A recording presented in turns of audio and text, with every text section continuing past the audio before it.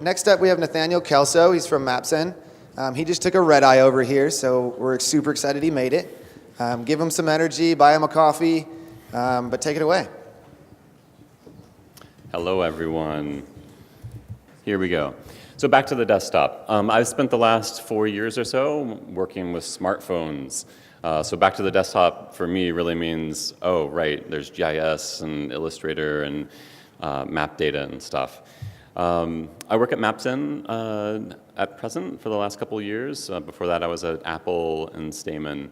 And really, it's the last 6 years of experience working with natural earth in more of a production environment where usually people only use 2 or 3 or 4 natural earth themes, but there's dozens and dozens. And so how do we make those more accessible and useful for folks? So this is Bubble Wrap, a map style that I work on with Geraldine and Brett and some folks over on that side of the room. So if you have questions about maps and stuff, please join us over there. But today is mostly about natural earth and the upcoming version 4. It's done, it just needs a little bit of packaging, so stay tuned this week, next week. So I want to step through some before and after, kind of what we have today and what it would be nice to show. So here, there's, we're adding some ice caps from natural earth and removing country lines. And the idea here is, each natural earth theme has these properties called scale ranks. And each theme has scale ranks that work for that theme. But how do you make lots of different natural earth themes work together in concert? And so it's a process of removing some information, adding some information. So as we step in these web map zooms, each zoom is double the scale. And this is Bubble Wrap again. And one of the problems that we have with web maps and just mobile maps is the more information you put on screen, the more data has to be sent over the wire. And when you deal with translations and all these things, there's a lot of file size. So, I'm also interested in place, both places that people live and gather and visit, but also the natural world. So, in this view, zoom 2 of Bubble Wrap, you see some lakes here, but you don't see any rivers. You see some country lines, some state lines. But how do we add in, the connections between the physical places in the world? So here you see the Mississippi, the Amazon River. And this is all using a new attribute in Natural Earth 4 called min-zoom. And there's nothing special. I'm not going into QGIS and saying, give me scale rank 4 of this theme and scale rank 2 of this other theme. I'm just adding the themes and saying, give me the stuff that should be visible at zoom 2. And right now there's probably like 5 or 6 themes in view, and by the time we end up, there'll be about 35, and they all just work with that min-zoom filter. So zoom 3, adding in big roads and such, sea labels, and things like physical boundaries and labels. So Coast Range, Colorado Plateau. This is just QGIS auto-labeling, so things should definitely be labeled a little bit different. There's also the idea in Natural Earth 4 that the min-zoom is for when the feature should be shown, and there's also a min label and a max label for when the feature should be labeled. So you see up in Canada, there's a bunch of different lakes. Not all of them have names, but if you zoom in, maybe a name will reveal itself. So zoom 5 is where it starts to get interesting. This is really the transition into the 1 to 10 million scale set, and that's where most of the natural earth data is.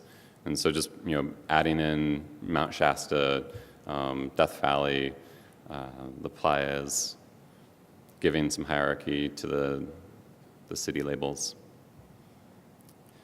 And, it's really maps like this. This is, again, bubble wrap, but I think if you look at most online mapping these days, there's no rivers, even though there are rivers. I visited a family in St. Louis area. This is where the Mississippi and the Missouri come together. You zoom out on all these maps, there's no rivers. Yet you see all these rivers when you're driving around. So how do we add that kind of level of detail in? So Zoom 7 is about where natural Earth falls down. It's meant to fall down. It's not meant to be, a big map of every place in the world. And, by the time you bring in all the supplemental data for North America in particular, you have all the big rivers, the Tuolumne going through Yosemite, for instance, Mono Lake on the other side. There's also hints of road shields, 101, 99, 5, and those are all controlled with the min label property in addition to the min zoom. So, one of the things that most maps do is it's a map mostly made for driving, but when we add in shaded relief and such, it's nice to see all those rivers there. So kind of now that I've done the data side, I'm interested in bringing that into some of the web mapping that we do. You can see also the icons on here for national parks and road shields and such. All those are open source in the Mapzen work, and you can see me for the Illustrator files. So the other big change in Natural Earth 4 is we're adding translations to at least the populated places. So there's around 8,000 populated places in Natural Earth, and they have Chinese names now, Russian names, and this is all powered by Wikidata concordances. So you've all used Wikipedia. Wikidata is the data side of Wikipedia, and there's a bunch of unique identifiers back and forth. And this is also important too because these Wikidata IDs are in OpenStreetMap, and so you can join up the data sets, lots of different data sets all talking to each other. It's cool. So through the looking glass, how do you get this data back out? So, especially once you zoom into 8, and most of the data is in OpenStreetMap, at least for the maps that I work on, how do you get that out? So in QGIS, how many people have used QGIS before?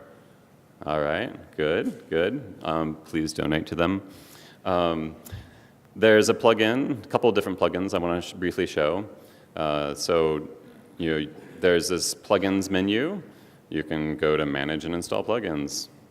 There's a little progress thing. The one that I've used a lot is the Open Layers plugin, but it's made for raster maps. So you can load in, Stamen, OpenStreetMap, all these different raster tiles, which is great. Like you can see Zoom 7 here. But how do you work with vector tiles? That's the hot new technology. Well, a few years old now. So there's a new plugin if you search for vector tile reader. There's a grad student out of Austria, I think, and he's added the ability to read these MVT, Mapbox vector tile formats, and it's pretty rad. So how do you do that? You install the plugin, and then you add vector tiles layer. There's a couple different providers, Open Map Tiles and Mapzen being the two, and you can connect, and you can download the data for Zoom 7. This is what it looks like. So it really depends on the tile schema and the decisions the cartographer makes. Here it's kind of a physical map. If you zoom in, their default styling looks very good for like Zoom 14, 15, 16, your average street map. If you connect to Mapzen, it looks a lot like Natural Earth. I wonder why. So just to make it a little bit more real, here's Zoom 14 in Montreal. And in Open Map Tiles, if you connect, this is obviously patterned off of what OpenStreetMap.org looks like. But all this is vector data. It's all live properties and such. Here's the same thing, just kind of crazy QGIS colors, this time from maps and vector tiles. So all the dots are different points of interest, whether it's a subway station or a park label, different land use colors. So the data all has properties. It's all vector. You can auto-label it. You can export it to SVG. You can have lots of fun. So, questions? We have time for one question. Does anyone want to ask Nathaniel anything? No, you covered it all. Perfect. All right, thanks. Thanks for.